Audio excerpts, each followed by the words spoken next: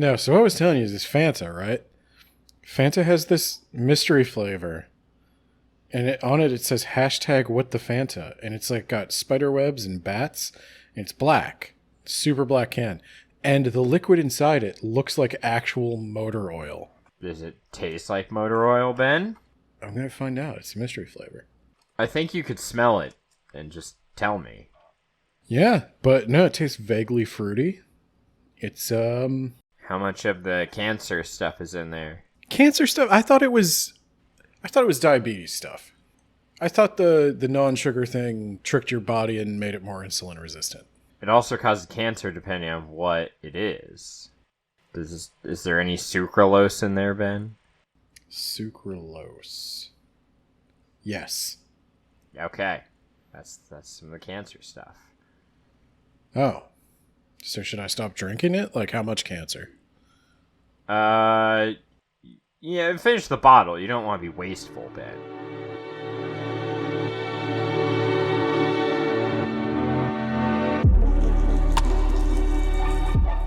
Alright, Ben. Quick recap of our last episode. Some stuff happened, and The world ended. now We we're got here. on to more important things. Your husband murdered your son and kidnapped your daughter because they found out you were earthbenders. And now you have to hunt him down across Orogeny. a dying earth. And you have to kill him. Do you know, Nathaniel? Somebody told me that they had like some way that they might be able to fix the latency problem we have. Oh, I thought you were going in to our say podcast? like fix global warming or something. I thought you were going to lay something profound on me. Instead, you're laying down a latency problem. No, I'm saying that somebody out there thought we had a latency problem. They thought that you were interrupting me all the time because you didn't know I was still speaking. They thought that the internet was delayed, you sweet and that's summer child. Oh, you think I'm interrupting Ben because I can't hear him. And if there were a latency problem, I would be able to talk longer before he interrupted me. Oh, that's good. That's the Yeah. good shit. Yeah. The world ended. We told you the story is told in 3 parts. This one's kind of a complicated book. There were some content warnings. Those aren't going away anytime soon. This is not an easier episode to listen to. This is kind of the meat of the book. This is where it is at its best and at its most brutal. So if you don't want to hear about kids being smothered to protect them from slavery, well, I just put that in your head. So that's the kind of thing we're going to be talking about today. So if you're not up for that, we'll catch you next time. But if you are up for that, welcome aboard, freak. And we will get into if you are up for cyanide. that, I want you to be on a list somewhere. Can we get you on a list? I will go. Now, you should not be excited by that. If you're excited by that, seek help. But if you're willing to tolerate it for a grander narrative that may have some lessons for our own little planet, that is not... It's a lot of things, but we didn't shatter it yet, so it could be worse. Cyanide's got 4 rings, Ben. What does That's that a lot mean? of rings. I mean, she's got 4 of them. She's got 10 fingers, but only 4 rings. I would say that means she's middle management in orogeny. She's very erogenous, yes. I listened back, as I was editing last week's episode, I listened to us saying what I thought as we were talking was pretty clearly orogeny. Erogenous zone. Every time we said it, all I heard was orogeny.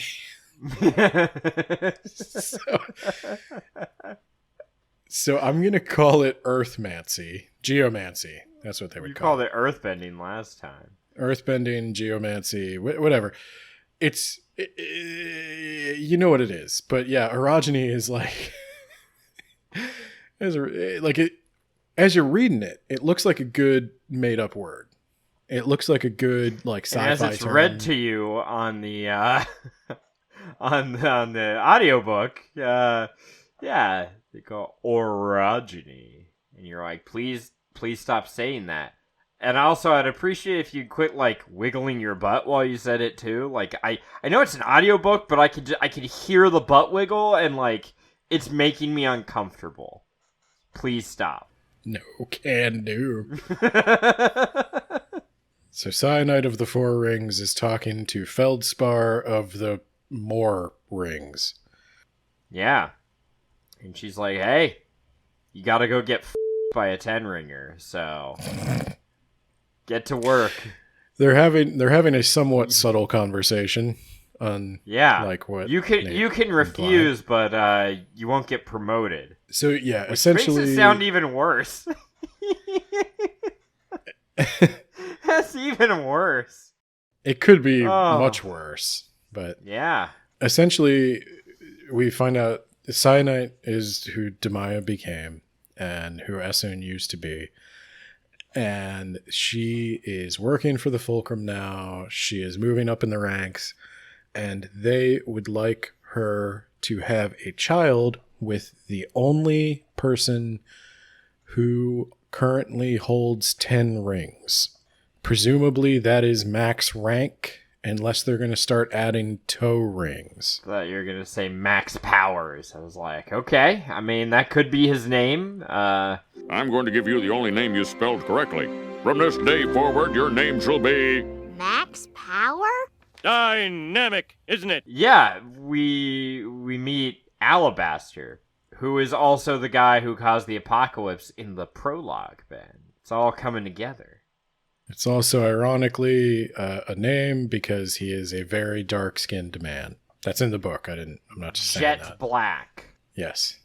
Alabaster is, of course, a white stone. Yeah. So this is a little bit. I don't even know if they have that kind of racism in that world, but like, it's a little bit of racial humor. They do describe a wide variety of skin colors in the book. Like the people who live in the polar regions are light-skinned, white, and the people who live closer to the equator are darker-skinned. But the one race that their country has like dominated the world and they've bred into everything. They are apparently very tall. Like everybody is over 6 feet tall, and they've got like a bronze skin and they're a muscular build, and they're just they have dominated the culture such that like they are the standard of beauty, which is another interesting piece of world building.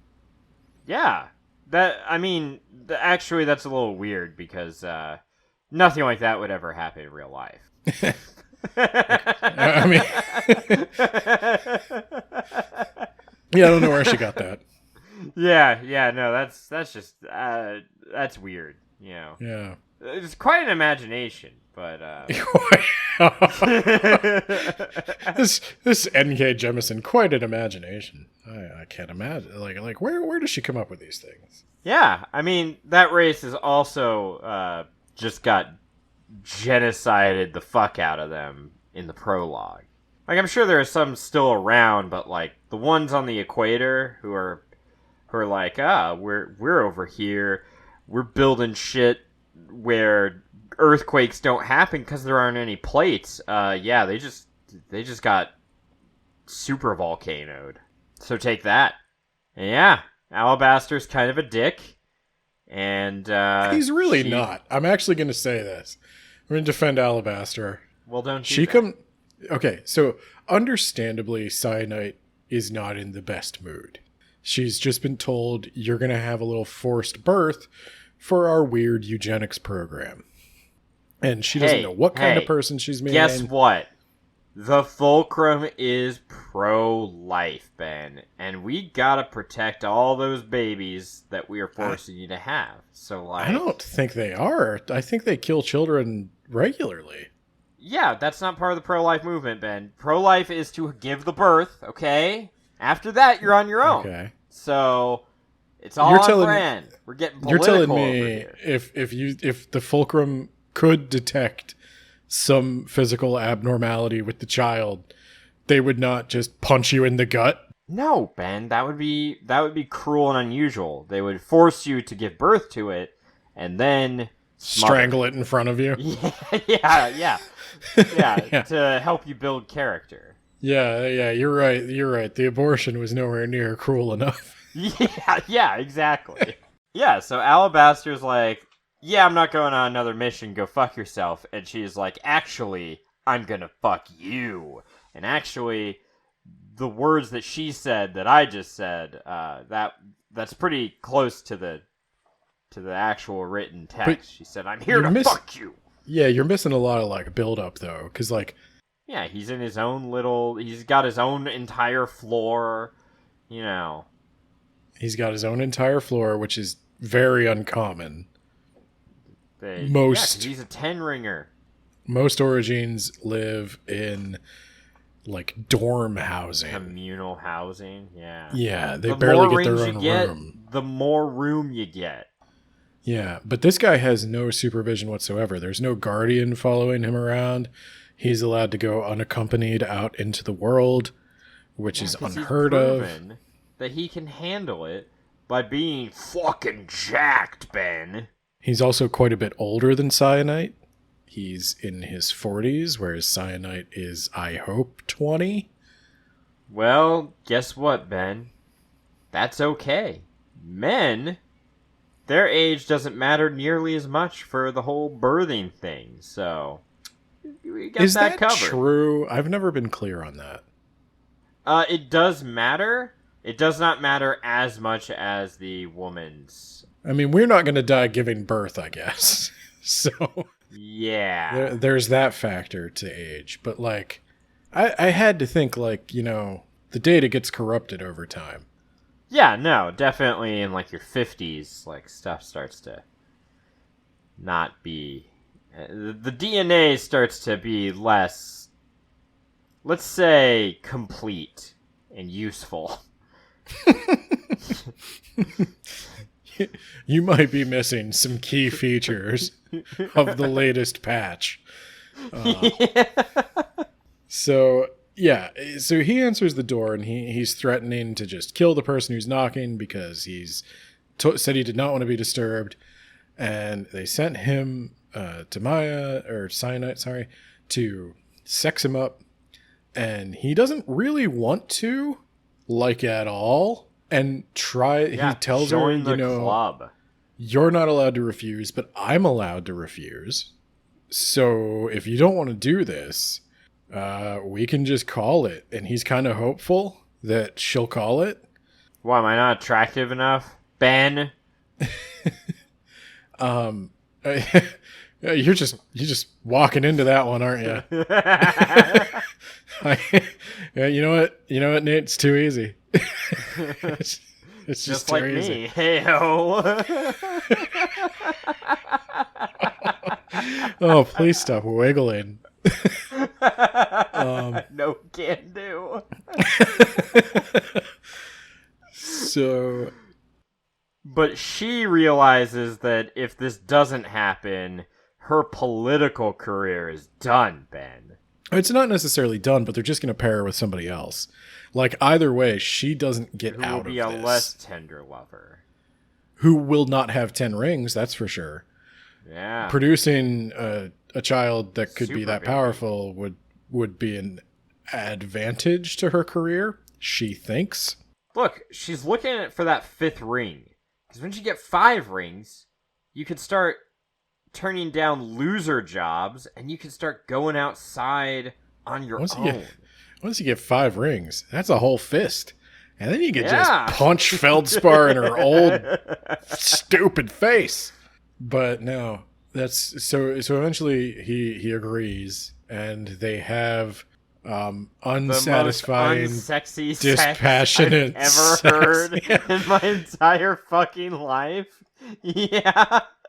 You come from the Sarah J. Maas world where it's just like, whoa, elf, and then you're like, yeah, you go into the 5th season world, and you're like, oh, I'm just kind of sad for everybody. This is Oh, kind of God. depressing. Yeah. Can someone smile? What the hell? We're going to find out later that Alabaster, I mean, at the very least, he's bisexual, but I get the impression he's gay.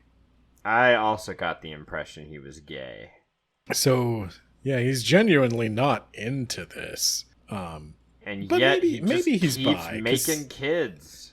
Well, he doesn't, I mean, he says he has a choice, but he is obviously under the thumb of the Fulcrum. Like, the Guardians, for all his 10 rings, the Guardians could kill him. Yeah, because the Guardians, they do include toes, Ben. They do include, they got nose rings, they got earrings, they got O-rings. Yeah, they do. That's where they store their the thing that modifies them. Anyway, so they have the most like unsexy, unpassionate, just sex, and then they're like, "All right, we gotta go clear out a coral reef. Let's go." And then it's everybody's favorite part of every book, the walking montage. Yeah, Peter Jackson will start filming the New Zealand landscape while these two bond, or really lack of bond. Alabaster's kind of trying. Cyanide is being very difficult. And I feel like that... Yeah, I mean, she's only being forced to Yeah. have sex against her will and carry a baby against her will. Why can't she smile more and be happy, Ben? I understand why she's upset. But she takes it all out on Alabaster, who is a victim as well. Not as much of a victim. Well, the things they have done to Alabaster over the years Yeah. may add up to a similar trauma, I think. Alabaster kind of seems like he's done with this whole fucking Fulcrum bullshit, but really can't figure out how to get out. He envisions a world where maybe the Earthbender Ragas, they can take charge, or at the very least have a community that isn't patrolled by people who want to murder them. Alabaster strikes me as kind of weak-willed. Like, for all his power, he's not a very strong person. Ooh, and he's kind of... deep. That's deep, Ben. I know. I that's a literary analysis. I'm a literature man. I can see these things where the lay reader may not see them, but I can. Oh my god. Oh my god. So I think Alabaster is hot. He probably is hot. He's scrawny. That's one thing we know for sure. He's small. Is that your thing? No, but well, I don't know. I mean, that's a good question. I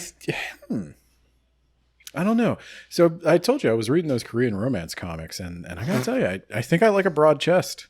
I think I do. Okay. I don't know. Yeah. I'm learning a lot about you. I'm learning a lot about this, myself. By the way, we're on a walking montage. Is we're on a walking montage. So walking montage? I'm gonna give you the background, and you just pretend we're walking while I'm doing it. All right. Okay. So Alabaster, he's kind of weak-willed. He had all of this beaten out of him from a very young age. He was bred into the Fulcrum. He was a child of one of these matched pairs. He was taken from his parents at a young age. His parents probably didn't even care. They were probably like Cyanide. They probably were forced to do it. And they either had very mixed feelings about having him or just wanted rid of him so they could go on with their lives. And that's kind of the only thing he's ever known. And his talent seems to be just innate. And all the while, we get the feeling that he knows things about orogeny that... Yeah. Earthbending sounds too cartoony.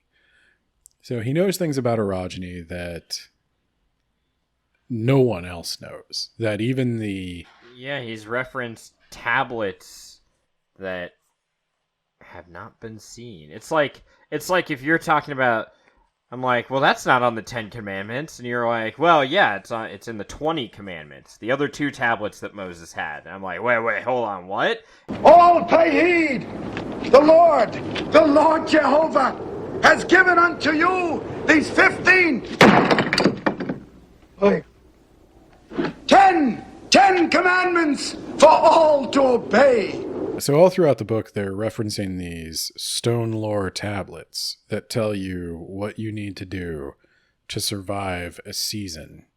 You need to store this much food at all times. You need to construct your buildings in this particular way that is resistant to being shaken down. You need to make sure you have these kinds of people with these kinds of skills. And you need to expel all the Ragas who can maybe stop the Sheiks from destroying your town in the first place, because, fuck them. He also knows that, like, the prevailing wisdom is that the stone lore tablets are written in stone so that they cannot be altered. And Cyanite has kind of naively believed that her entire life. Yeah. But Alabaster That points sounds out legit. that recently they've discovered dead civilizations that had stone tablets of their own that were very similar. And those stone tablets are just slightly different. And some rules have been omitted, and there are extra rules. And so they do change all the time. The people who keep them That's why can you make need new to put them ones. on gold plates. The rookie mistake was to use stone. So you need to put them on gold plates and make sure, damn sure, every one of your followers, A, can't read, B, can't see them. Then you fuck off to the salt desert where no one wants to live anyway. And everybody has to have sex with you. It's weird. Yeah, it's really, that's what it says. That's what it says. Stone That's what Lord it says in the tablet Golden number Disc. 7. Yeah. Said that you have to blow me. I'm sorry. I wish I could change it. I don't know like, why the Archangel Moroni told me that, but that's what he said. So that's what you're gonna do. I don't make the rules, okay? So I don't make the rules. I'm just the enforce only them. one who can see them. Yeah. Religion. So yeah, Alabaster tells her all these things. He's kind of opening up her worldview. He's sort of laughing at her dreams of advancing in the fulcrum. And I mean, one of look the at him. things- He's got 10 rings. Look how happy he is. one of the things they start talking about is the nodes. These bases where a origin is stationed to quell earthquakes all day, every day. It's all they do. They just live out in the middle of nowhere with a small staff of... Oh, that sounds nice. You get to just hang out on your own little tiny estate out on a rural countryside. Yeah, so Sounds nice, Cyanite, Ben. Cyanite this whole time has been thinking that the people who flunk out of Origin School, they just get sent to a farm upstate where they can run around and fuck up to their heart's content. It might not be wrong that the people who fuck up and flunk out go to these nodes. She might be correct on that. Oh, no, she's right. I'm just saying the nodes are not a farm upstate. I mean, Nor are they a crematorium. It's something far worse. well, that part of your brain that was making you a big fuck up, we just removed that part. And now you can be a beneficial member of society. And by society, I mean get in this torture chair. We're going to torture you all day, and you're going to prevent all these shakes. You little shit. So she notices as they're walking, Alabaster is always distracted. He's always tired. And he's always doing something. He's always like half in meditation. And she notices he is quelling all of the earthquakes wherever they go. And she asks him why he's doing it. And he says, as a favor to the node maintainers, he is trying to give them a break. So wherever he goes, he quells the earthquakes. And Cyanite's like, well, why would you do that? That's their job. filthy, disgusting node maintainers. Look, it was annoying me enough when we had to go from 15% tip to 20% tip, and like, now you're asking me to also do their job? I don't think so. Now you're asking for a 20% tip at a buffet? They didn't even bring me the food. I haven't been to a buffet since before COVID. That's a good question. I don't know if I have either. The one buffet we had in town that was like a few blocks away, the family had to leave because the landlord decided to turn it into a storage facility.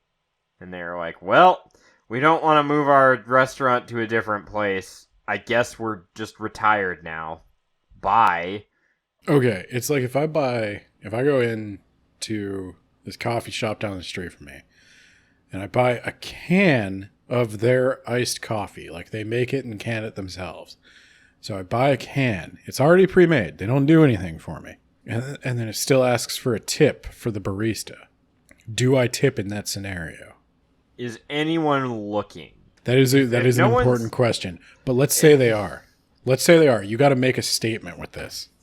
So, it depends on how many are. Like, if everyone is, like, staring at you intently, you need to tip because you're about to get jumped otherwise. But if it's just, like, the barista, you just...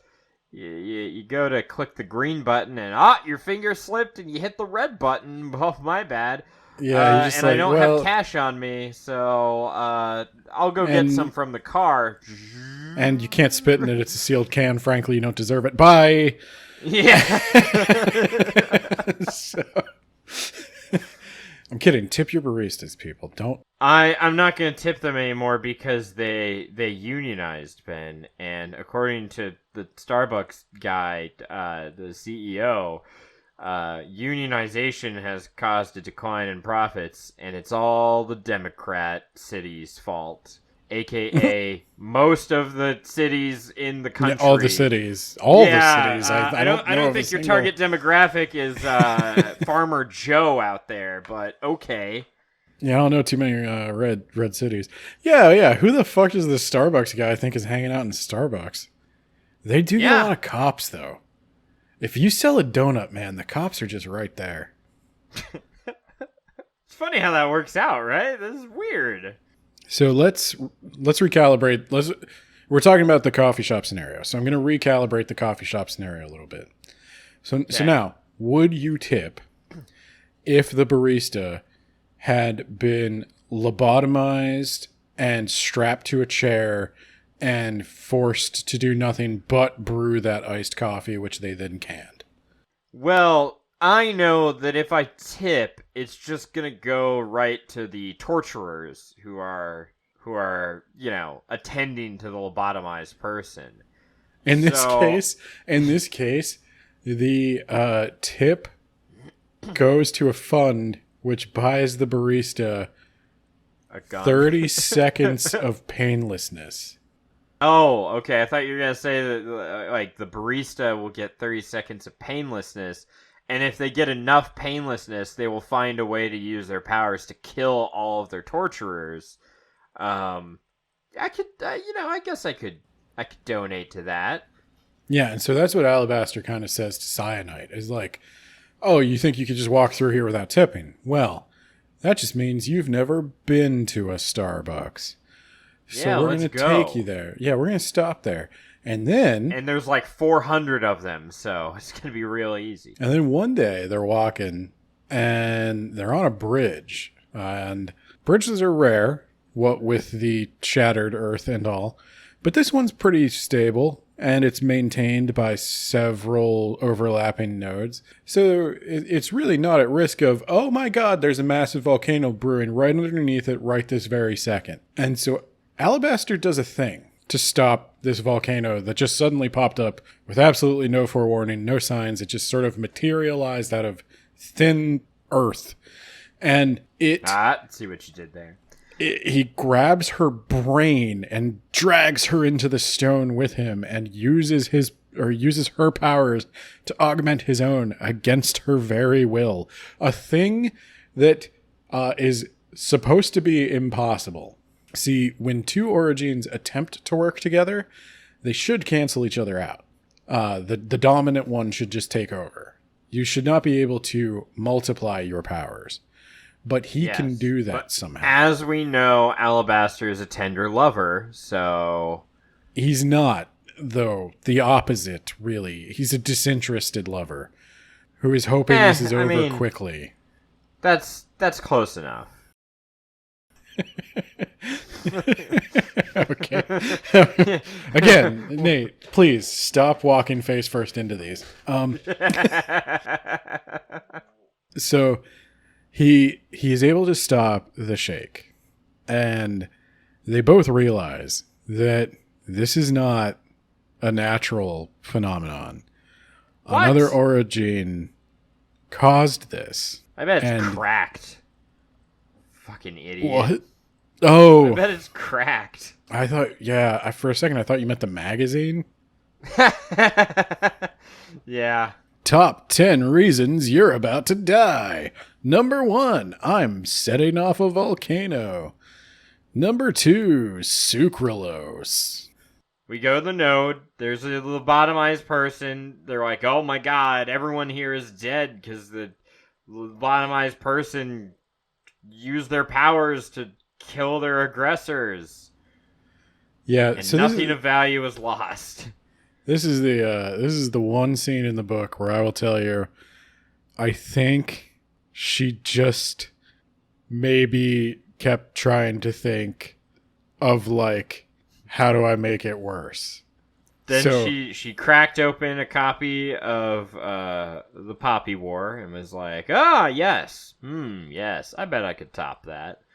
So the node origin has killed everybody because they allowed him to wake up. Why would they allow him to wake up? Well, it's because sometimes rich people have a fetish where like they want to have sex with a paralyzed person. This is probably its own content warning, but I don't even know how to label it. Jesus Christ. But sometimes like that's not enough. Like sometimes they want the person to be paralyzed but also know what's happening. And so that, with no evidence, by the way, there's no evidence that this is what happened. But that's just something we throw out there casually is like, what probably happened. And I'm like, hey, you know how like they casually threw out the thing in Leviathan Caliban's War, where they're like, sometimes people just pick up a prostitute and then get them pregnant, and then they start abusing the child, and it's like, whoa, hold the fuck on. You don't get to do that. Yeah, it's like Amos, I think the ship's computer is also a therapist. If you you need to talk to somebody other than me about this.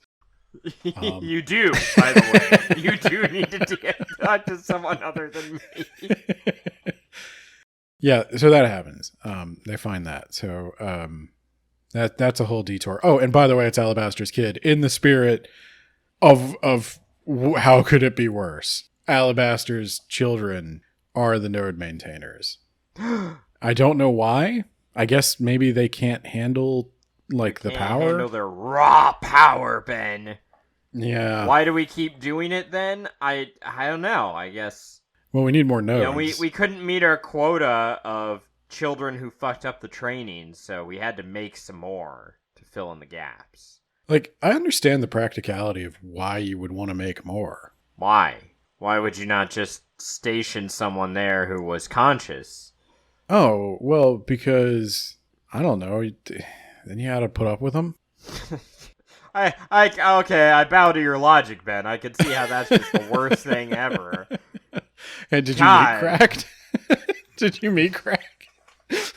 That girl sucked. No, I mean, it was that one. I'll give you that one was like, okay, this is getting like so dark. It's becoming just I don't know. As dark as Alabaster's midnight skin. There you go. I don't know. I thought that scene was maybe just a smidgen over the top. Just a bit much, yeah. Is there anything else on our journey, Ben? No, I think they finally get there. I think I've kept you long enough. I've treaded the water. We got there, and there's a government agent who's like, "Hey, yep, so-and-so, class, whatever. Hey, you gonna do it, or can you just, like, do it from here? We need this harbor cleared ASAP." And Alabaster's like, "The fuck? We just got here. It's the Peter Griffin thing. Who the fuck starts a conversation like that? I just sat down." He's like, "Yeah, no, give us a fucking hotel, number one, and number two, I want a meal and something to drink, and we can talk about this in the morning if you're nice, and not with you, with the governor. Okay? Okay. See you later, idiot." So they try to kill Alabaster. Yeah. Someone tries to poison him. Do you think it was the government lady, or do you think it was a guardian? Yeah, I think it was the government lady. I think it was 100% the government lady. I don't think she was surprised at all to hear that he was sick the next morning. Yeah, I think so too. And she was and also I like, think, "Oh, that means we can give you a lower price then." Well, also I think that the guardian would be smarter, because what happens when you poison Alabaster and he is desperately, clawing to breathe, is his giant, powerful 10-ring mind reaches into the earth and just starts ripping it apart in his death throes. The building starts to shake, and luckily he uses the power of grabbing onto Cyanite's power, and using her power manages to it's not earthbend, poison bend the poison out of his body. So I got a couple of things here, and it does relate back to earthbending. So okay. First thing, he uses cyanite, and he also uses the power of an obelisk. We mentioned that there's these obelisks that float around. They circle the planet. Nobody really knows what they do, but we will find out that they have some connection to particular origins. And Alabaster reaches out, using cyanite, to draw energy from the obelisk to remove the poison from his body. Now, in The Legend of Korra, book 3, there is they try to kill Korra in the Avatar state. And they do that with a poison. But the poison is metallic in nature. Now, I am 99% certain that Alabaster was poisoned with botulism, which is not metallic in nature. That is not. It makes sense if they were like mercury. Yeah, which is what they put in Korra. It was a liquid metal that was highly implied to be mercury. And so a metal bender is able to pull it out of her. He got poisoned. He spat all the poison out, and then he takes a big old nap. And Cyanite shows up and is not mean with the governor. And the third lieutenant is like, "Oh, where's your friend? Wow. If he's not here, I guess we don't have to pay full price." And she's like, "Nah, you know what? Fuck you. I want to talk to the governor. You don't pay full price, I'll just leave. Yeah. Because I know that your dock is becoming more and more unusable. What we're doing here is going to mean economic salvation for you. And if I leave now, you're fucked. So go get your boss, quit being an asshole, and pay me the full fee, or fuck off." Yeah, she really lets him have it before she accidentally destroys their entire town. Yeah. Well, spoiler. All right, let's go. So she does meet with not the governor, but like the first in command behind him, the first mate. They're called lieutenant governors. Yeah, but the other person is also lieutenant governor, like the third one or whatever. I don't think they were a lieutenant governor. Vice lieutenant governor. Number 3. All right, so lieutenant governor is like, all right, let's go get rid of this coral. And she's like, all right. And she's like, oh, this will be easy. What the fuck is this? Huh. There's something down there that I can't feel. And they're like, oh, are you trying to cheat us? She's like, no. Like, if I'm trying to cheat you, I just wouldn't tell you about it. But there's something blocking your dock that isn't coral, and if I move it, I could fuck everything up. And they're like, well, do it anyway. Because the problem is, that's why the coral have grown to begin with. And so it'll just grow back over 20 years or whatever. And we need this calm to last us for hundreds of years, Ben. We need it to last forever. I will say, this negotiation where, I almost said Cora, Cyanite tries to explain the problem to the client is very accurate yeah, I was for gonna say, is this client relations. Yeah, no. This is awful. Like, yeah, it's like, we actually have a bug and we need to fix it. And it's causing all kinds of problems. And they just want it not to be true. You could say whatever you want to get me to, like, just walk away from this conversation, but you're still going to have a bug. And they're like, but what if we convince you we don't have a bug? It's like, there's nothing you can say to convince me. And it doesn't matter if you convince me, because... Yeah, okay, Ben, but, like, can you just do, like, a hot fix? Can you just, like, you throw in a quick goal bit of code and make it go away? No, it's a fundamental design flaw. Okay, so, like, can you just, like, modify a little bit? No, you should probably get somebody in here to, like, come in and do a proper estimate. This is going to be a full release. Oh, jeez. But can you, like, can you just fix it?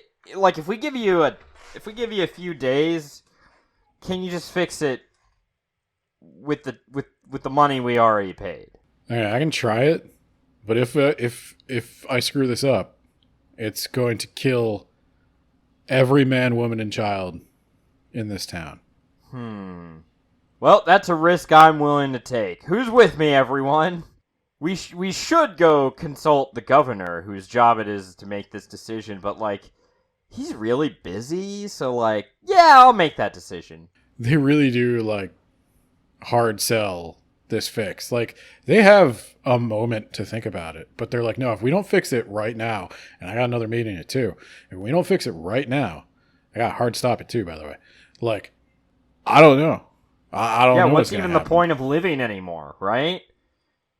Yeah. What if you clear the coral and then, like, the coral grows back in 50 years or whatever, like you said? Yeah, no, not cool. We don't have enough money to pay for someone to clear the coral a second time. Get it fixed now. Can I ask, like, how hard is it to clear coral? I honestly have no idea. I'm sure NK Jemisin did better research than I did, but... Well, if you just dump enough, like, toxic waste into the water, I mean... I was going to say, I feel like we have a harder time not killing it. Yeah, we're accidentally killing coral with the power of the sun heating up the planet. Yeah. Like, oh, whoops. My bad, Do you guys not bro. have cars? Just get some cars. It'll die. Yeah. A lot of shit'll die. But, nah, so she does it. And the thing she couldn't sense, the thing that the coral was growing on top of, was a broken obelisk. And was within the... Yes, because it just hovers there. It can't move. It's listing to the left slightly.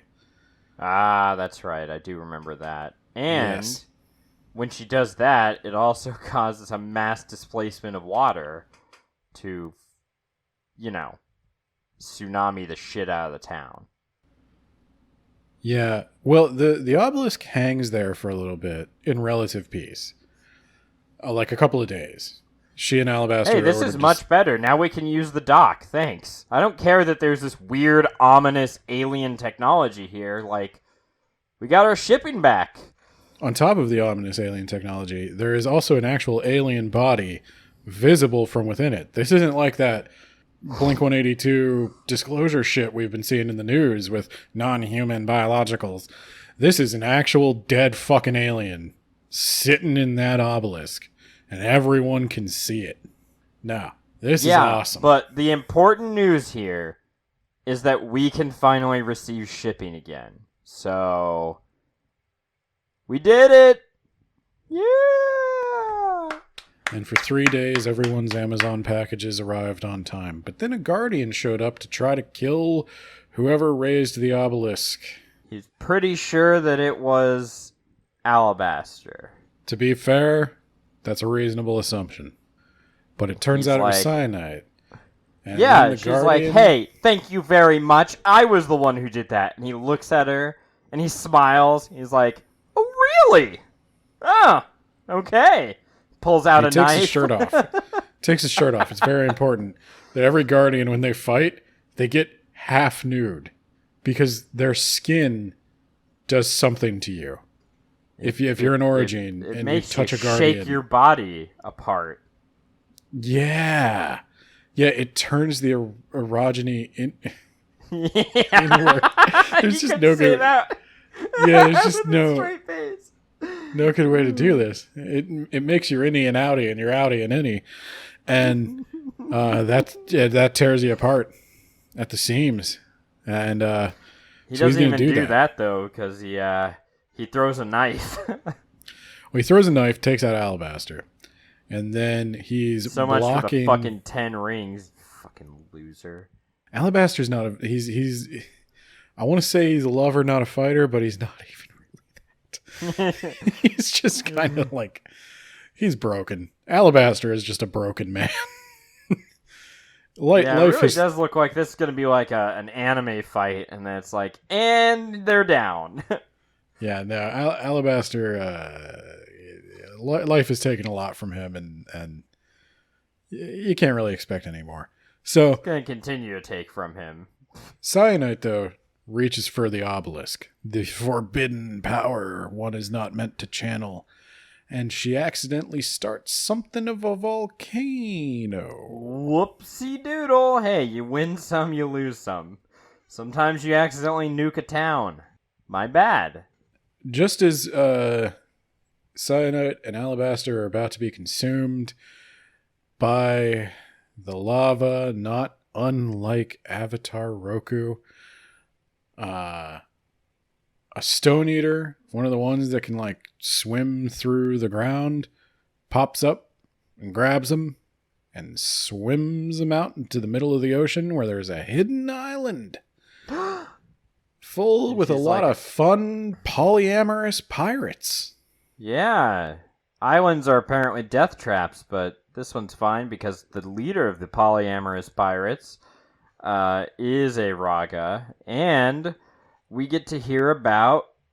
First of all, there's a love triangle, which I was like, okay, come on, you got lobotomized children, and you're doing fuck you, book. That you can leave out the dumb love triangle between Alabaster or Cyanide. Who's gonna I don't get even with the think sexy pirate? it's a love triangle for like 30 seconds. It went on a lot longer than that, Ben. Went on a lot longer, and any amount is too much. They're And literally then in real okay we get to in, hear. We get in to book hear, time it's one day. We get to hear. Yeah, in book time, we get to hear. Next to Cyanide, Alabaster's having sex with Pirate Man. Then Pirate Man sees that Cyanide's getting turned on by it, and they start going at it afterwards. This is And not she's how like, it happens. I'm worried about getting pregnant again. This is not how And it could happens. be by Alabaster because his has gotten all over your dongle. So That's not how it happens. just mixing all the fluids. That is exactly how it happens. That is Ben. not exactly how it That is entirely how it happens. Here's what really happened. So What, Cyanide you read the fucking censored version, you fucking liar? Cyanide That is exactly how it happened. Cyanide is thinking about going after the polyamorous pirate. You're And already past then- that, Ben. No, I'm going back because this is actually where you fucked it up. Yeah, So- no one gives a shit about that. It's a dumb I love triangle. We moved on. It's okay. So you're wrong. It's not a love triangle. Yes, it is. It's a polyamorous relationship. it becomes It's a polycule. polyamorous This is your one relationship. opportunity to say It polycule, becomes and you're that, but it fucking starts blowing as it. a love triangle. It does not. Okay, it's a love triangle Yeah, for they're literally like, oh, one are day, you gonna and go it after resolves him? in the same are day. you gonna go after him? I don't know. I have a lot of lobotomized children. Oh, well, I don't know, because I'm pregnant with your child, who will probably That's be not- lobotomized. Oh, Okay, you gotta let me can talk. go after him. I'll let you go after him. Hey there, ho there, Tom Bombadillo. And then they start the polycule. Okay, so what actually happens is they're going back and forth over who can make a move on this pirate. Yeah, And Cyanide, forever. if you keep interrupting me, we're going to be here all night because you're fucking up the telling of this, and I'm not letting it go because it's an important part of the book. Is it So- important, Ben? Yes. Spoiler so alert, they die. Just gonna keep going. So Cyanide agrees to let All this Alabaster have latency, this one. Ben. Cyanide agrees to let Alabaster have this one. So they go and they get the pirate. And yes, Alabaster and the pirate do make sweet, tender man love. But Cyanide then hears Alabaster sobbing. He is sad. He is not having a good time. He is just totally broken from everything that's happened to him. And that is when the pirate sees Cyanide at the window. She was looking in to check on Alabaster, and he motions her to come in. This is literally the first night he and Alabaster are together. There was a very emotional moment where the reason this turns into a polyamorous relationship is because both people care deeply about Alabaster. And Alabaster finds comfort in both of them. And they are able to make some kind of family out of And it. Cyanide finds And comfort you in the are mixture of undermining you are undermining the powerful emotional moment by focusing on the unfortunately detailed description Maybe of they the shouldn't mixture. have had the unfortunate detail in that. Maybe leave the mixture out. But obviously she's pregnant, and obviously there are two potential fathers. It's worth mentioning that she doesn't know who the father of her child is when she's pregnant, though when it is born, it is obviously Alabaster's. Yeah, but there's a way to say it that doesn't involve me having to imagine their fluids mixing prior to going inside of her. There's going to be a lot of bleeps. I don't know if anybody's... There really has to be. I don't know if anybody's going to follow what's even happening at this point. But just know, it was a tender moment, followed by an unfortunate reality of human biology.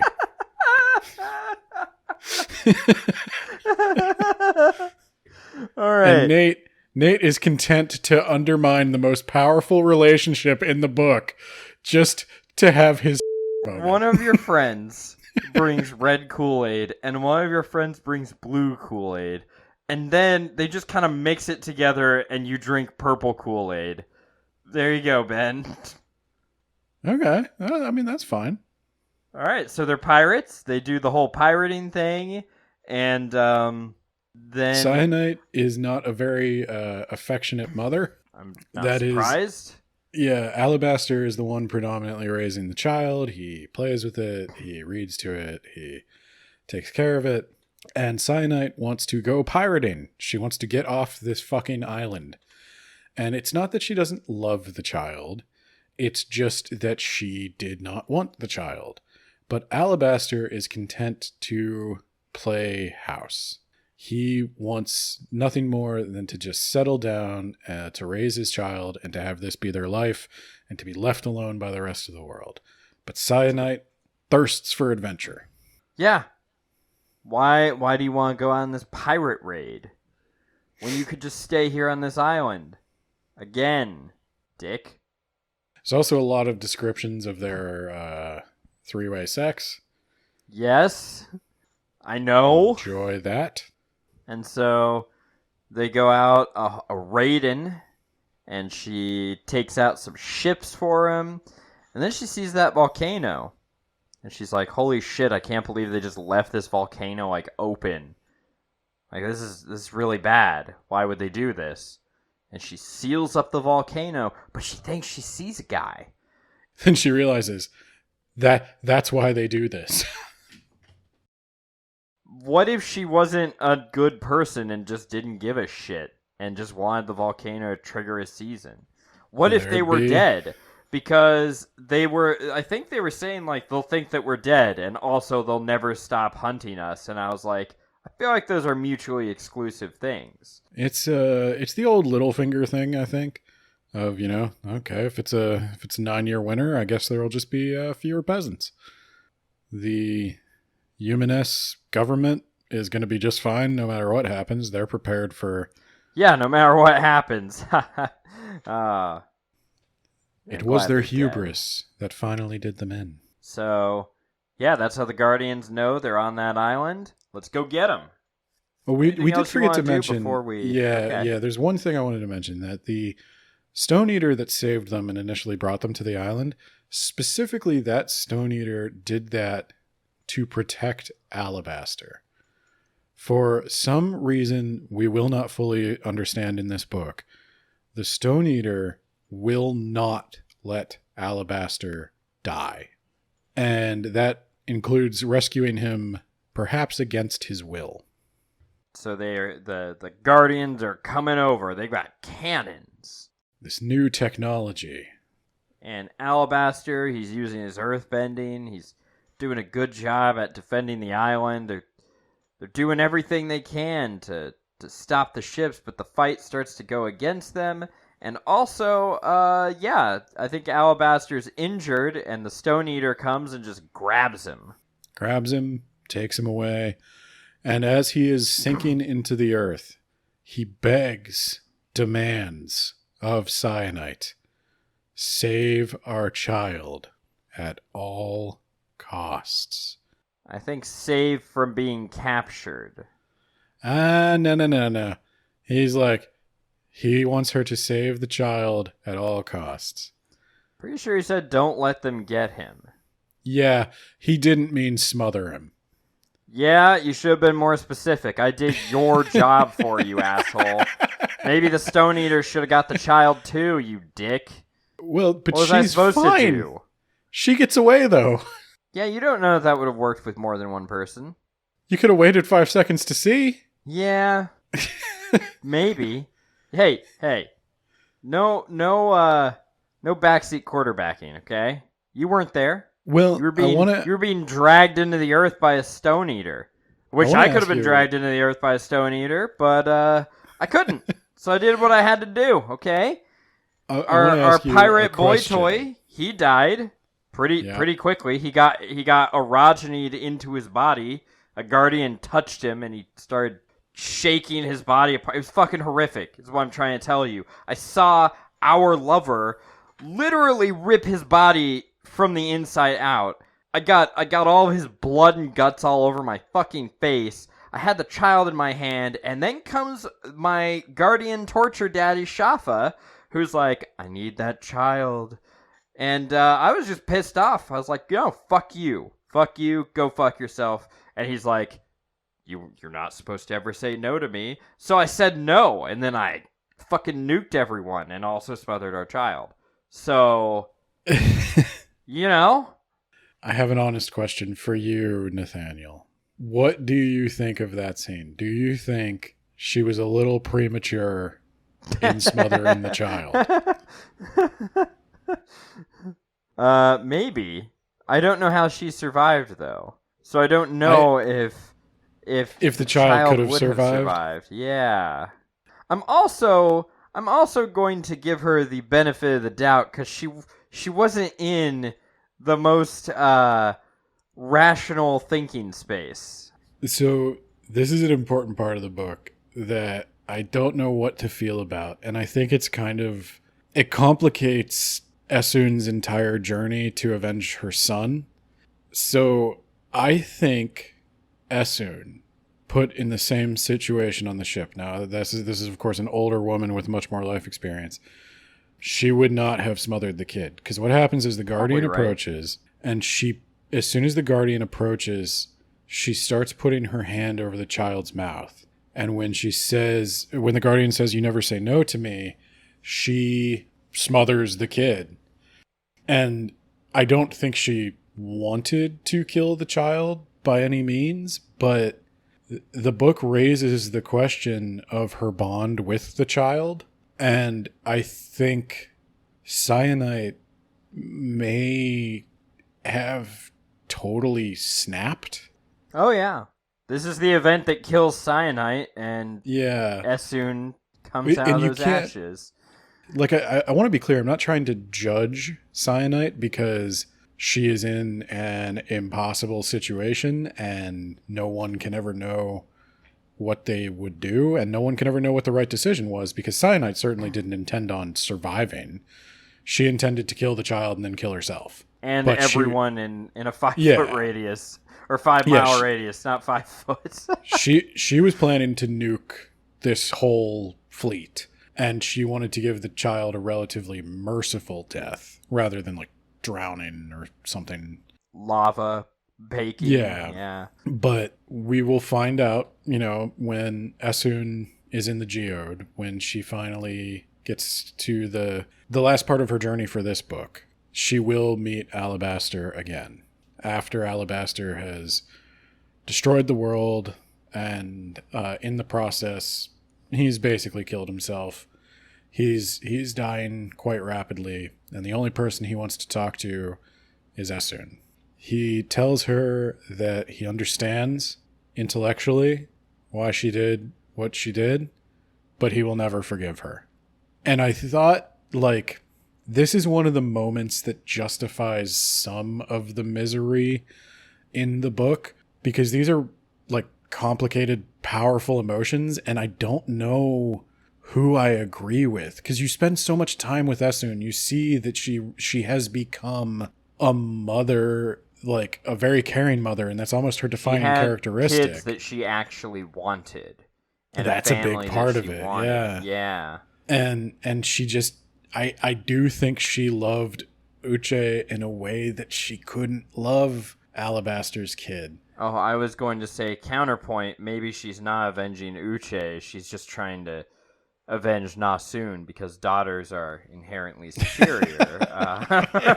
It is worth mentioning the one she smothered was a boy, so who knows?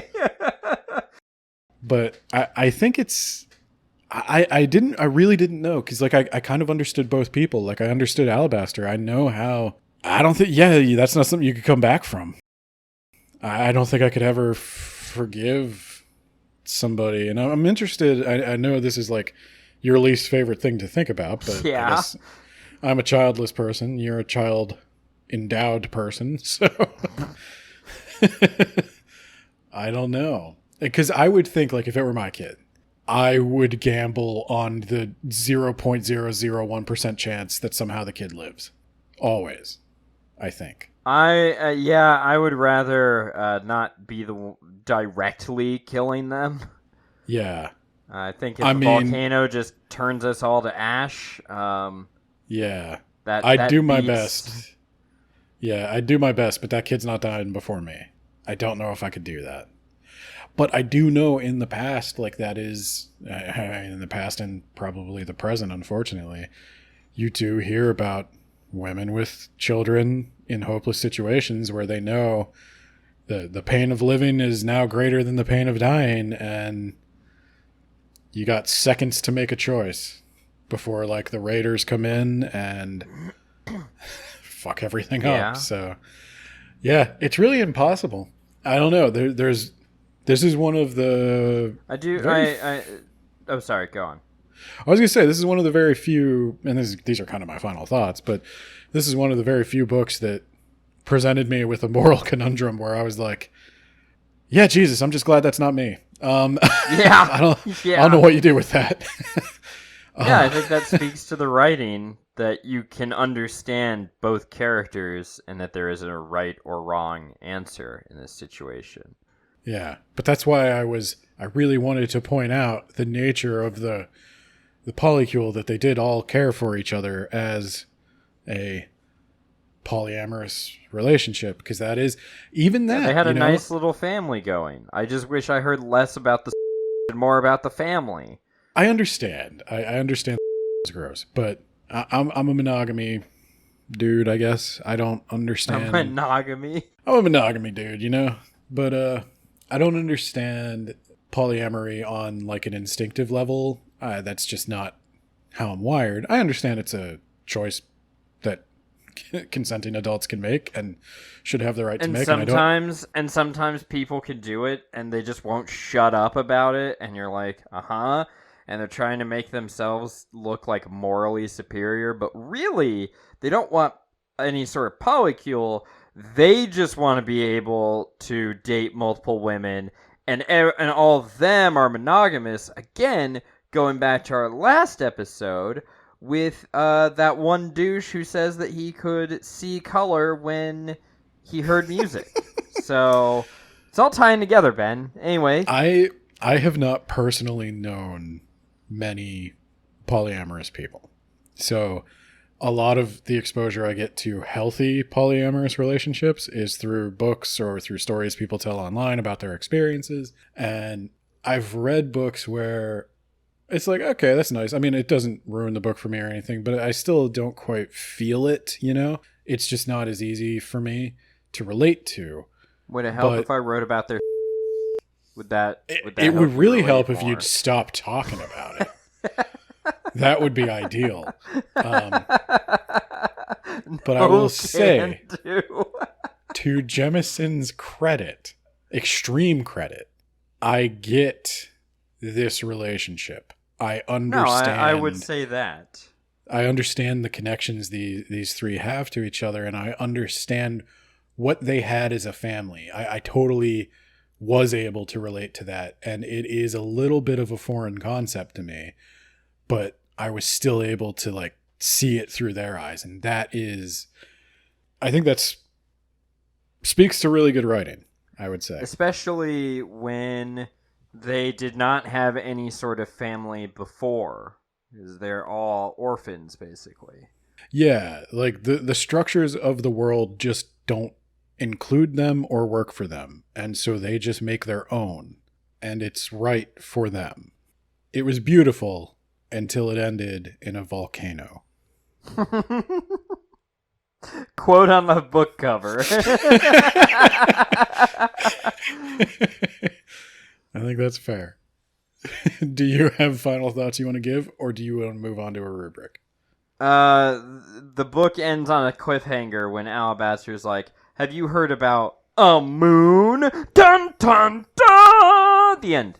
Yeah, you're really not going to top the child's mother in with the. I don't care what the moon's doing right now, Alabaster. Yeah, that was going back to Essun was basically.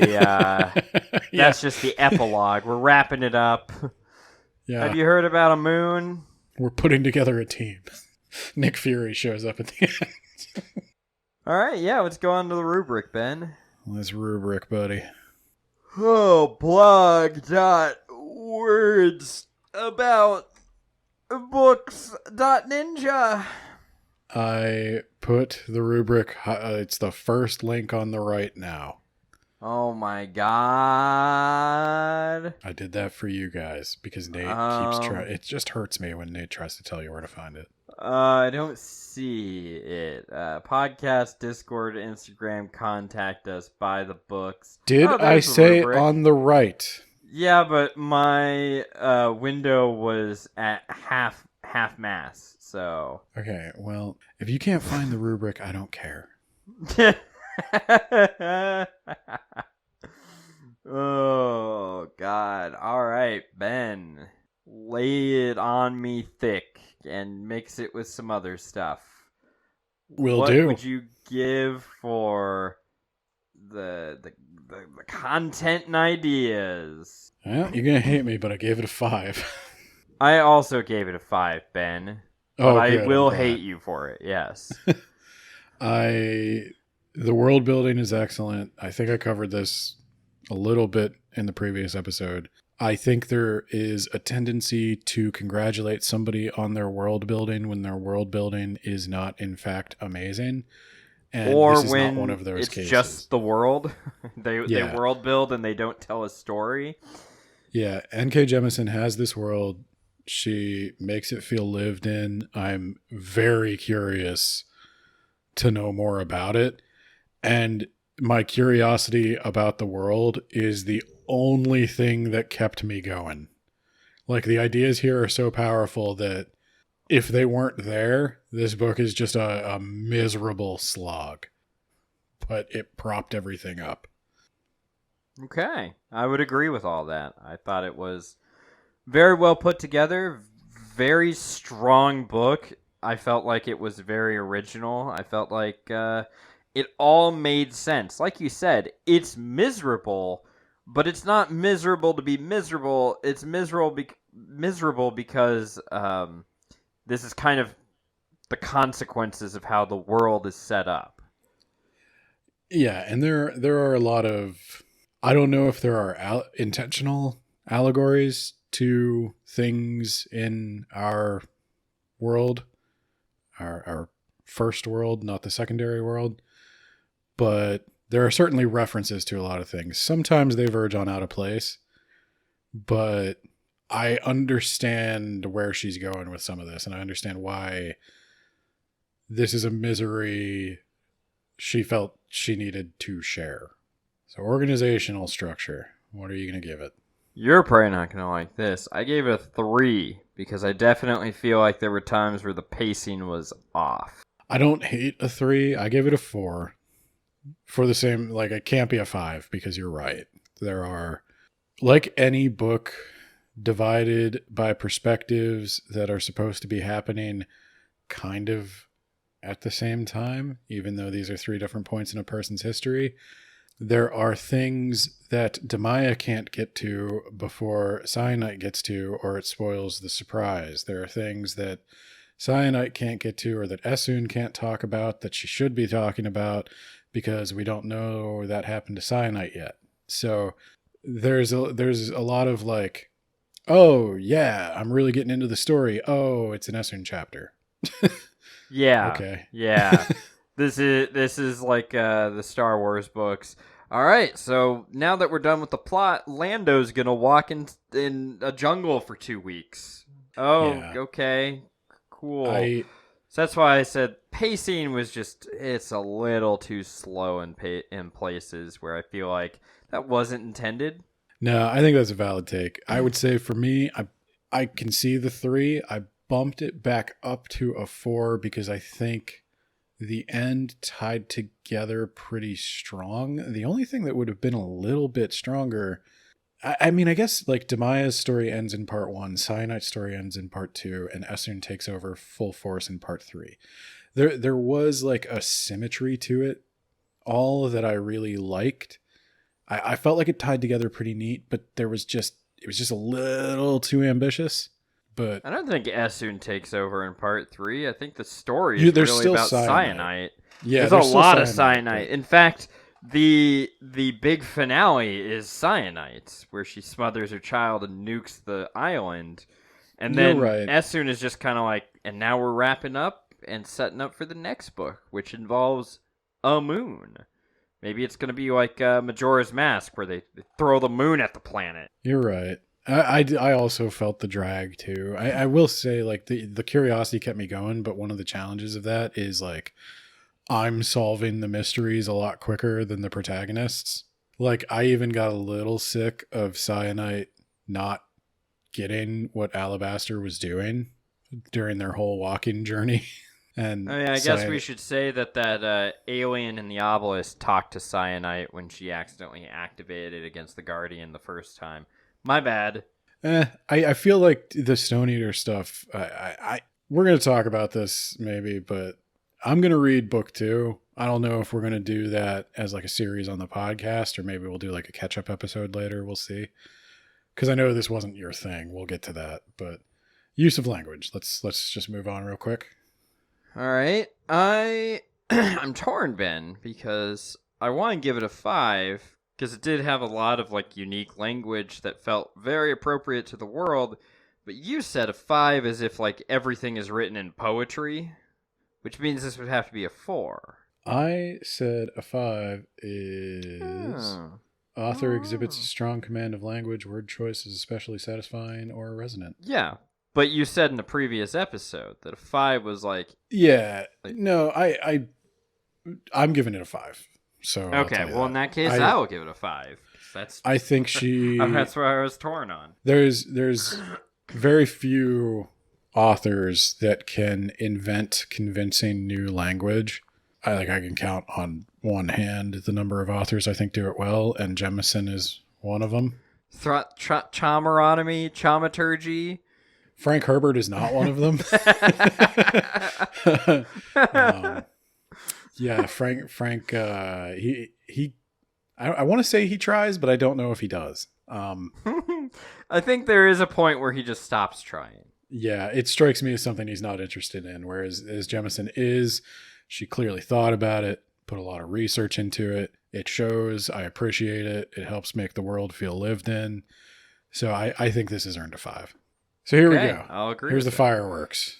Yeah, Personal you preference. know what I'm doing. All right. I'm going to guess you picked... It's either a 5 or a 4. I'm going to say you picked a 5. I picked a 5. And I already explained my stance. I think it's objectively a good book.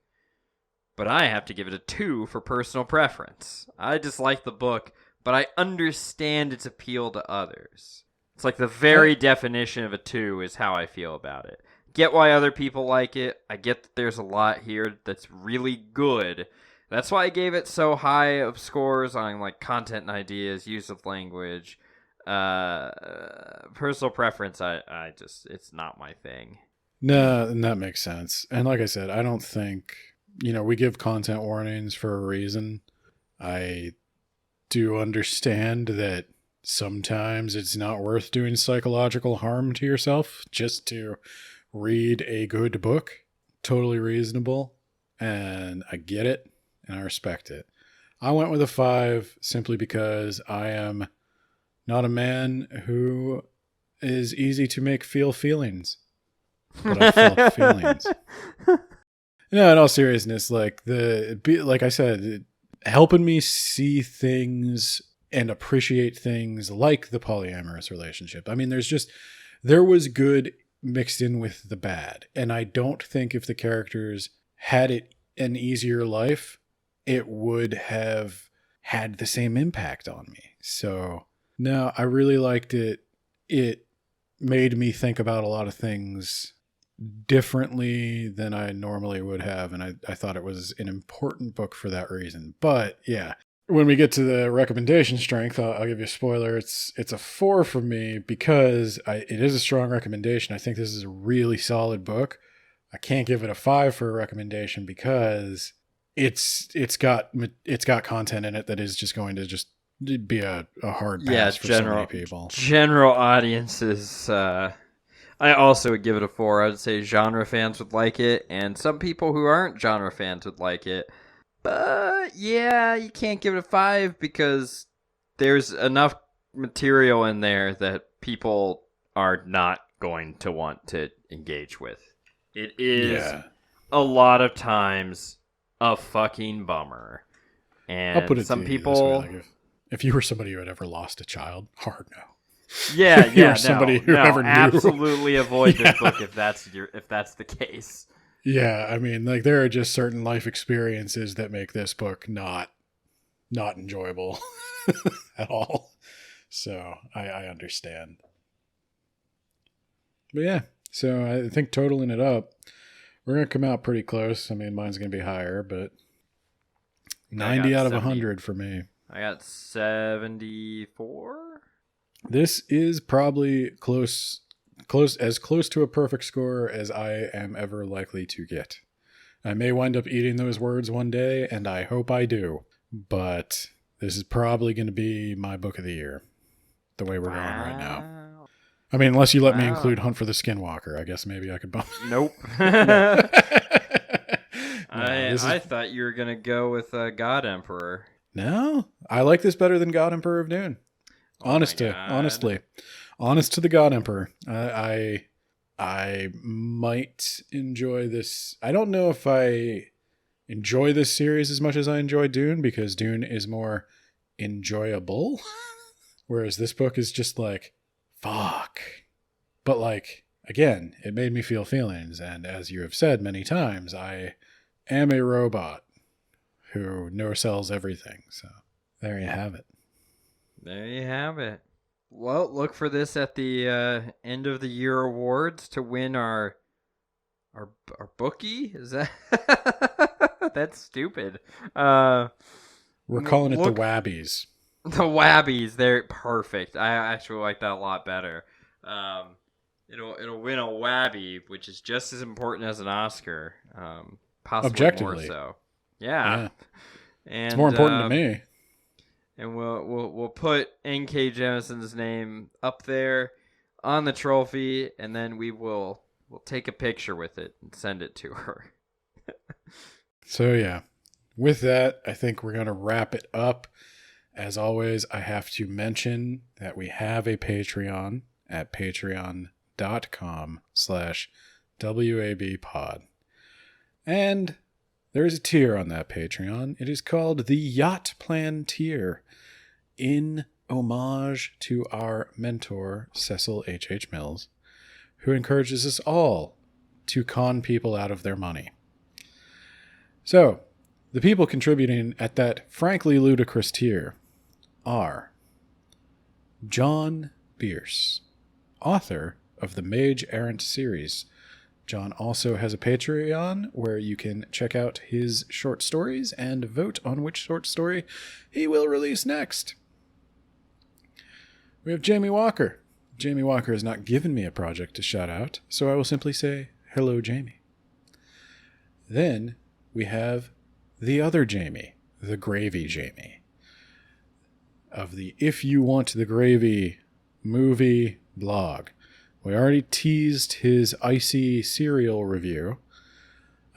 I'm personally looking forward to Spooky Month coming up, where hopefully he will be giving me many Halloween recommendations. That's right. That's right, it's coming. You gotta fill the schedule. You've got like 3 vacancies. I don't think I do. I keep telling you the stuff I'm going to cover. Well, send it to me. You keep ignoring it. Yeah, I want to ignore it, Ben. I want it to just not happen. We're doing the Hellbound Heart. We're doing Goosebumps.